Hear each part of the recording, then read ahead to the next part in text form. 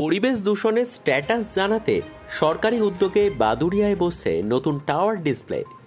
বাদুড়িয়া পৌরসভার ৩ নম্বর ওয়ার্ডের পৌর ম্যারেজ হল সংলগ্ন স্থানে বসানো হলো পলিউশন দপ্তরের তরফে একটি টাওয়ার।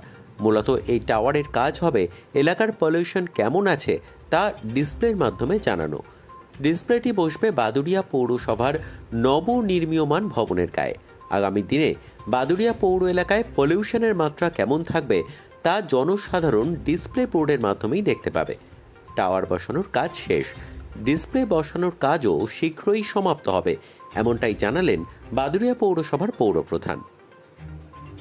বিষয়টা ৩ নম্বর ওয়ার্ডে আমাদের যেখানে ম্যারেজ হল আছে এবং মার্কেট কমপ্লেক্স আছে, ওখানে অলরেডি একটা আমাদের গভর্নমেন্ট থেকে একটা প্রস্তাব এসেছিল। এখানে পলিউশন ডিপার্টমেন্ট থেকে এইখানে একটা পাবলিকের সুবিধার জন্য বড় একটা এলইডি স্ক্রিন লাগানো হবে এবং সেই এলইডি স্ক্রিনটা যাতে মানুষ দেখতে পারে যে বাদুড়িয়ার পলিউশনের মাত্রা কোথায় আছে, কম বেশি কি হচ্ছে, তার উপর দাঁড়িয়ে গভর্নমেন্ট এবং মিউনিসিপ্যালিটি যৌথভাবে দায়িত্ব নেবে যাতে পলিউশনটা ঠিক লেভেলে থাকে।